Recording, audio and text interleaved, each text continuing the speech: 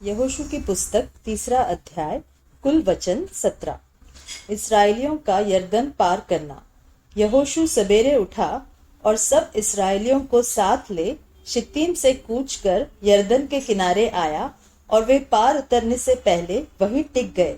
और 3 दिन के बाद सरदारों ने छावनी के बीच जाकर प्रजा के लोगों को यह आज्ञा दी, जब तुमको अपने परमेश्वर यहोवा की वाचा का संदूक और उसे उठाए हुए लेविय याजक भी देख पड़े, तब अपने स्थान से कूच करके उसके पीछे पीछे चलना, परंतु उसके और तुम्हारे बीच में 2000 हाथ के लगभग अंतर रहे।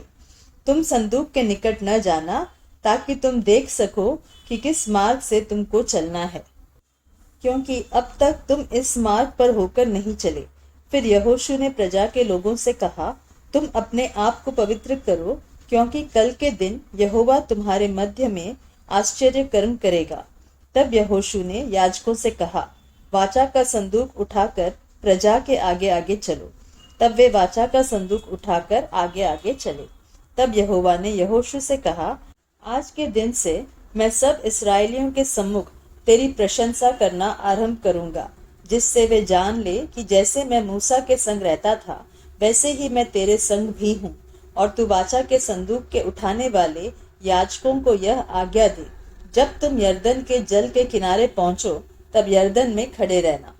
तब यहोशू ने इसराइलियों से कहा, पास आकर अपने परमेश्वर यहोवा के वचन सुनो।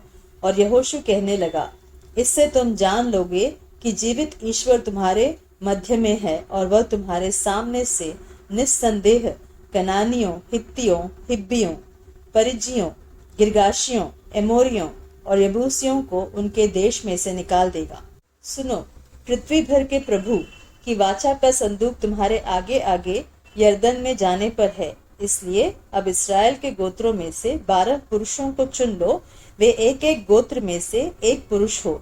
और जिस समय पृथ्वी भर के प्रभु यहोवा की वाचा का संदूक उठाने वाले याजकों के पांव यरदन के जल में पड़ेंगे, उस समय यरदन का ऊपर से बहता हुआ जल थम जाएगा और ढेर होकर ठहरा रहेगा।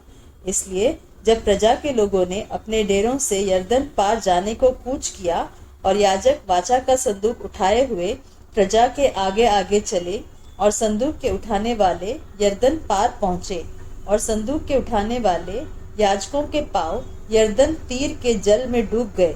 यरदन का जल तो कटनी के समय के सब दिन अपने तट के ऊपर ऊपर बहा करता है। तब जो जल ऊपर की ओर से बहा आता था, वह बहुत दूर अर्थात आदाम नगर के पास, जो सारतान के निकट है, रुककर एक ढेर हो गया और दीवार सा उठा रहा।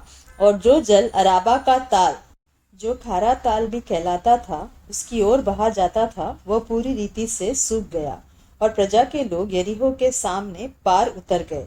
और याजक यहोवा की वाचा का संदूक उठाए हुए यरदन के बीचों बीच पहुंचकर स्थल पर स्थिर खड़े रहे, और सब इस्राएली स्थल ही स्थल पर उतरते रहे। अंत में उस सारी जाति के लोग यरदन पार हो गए।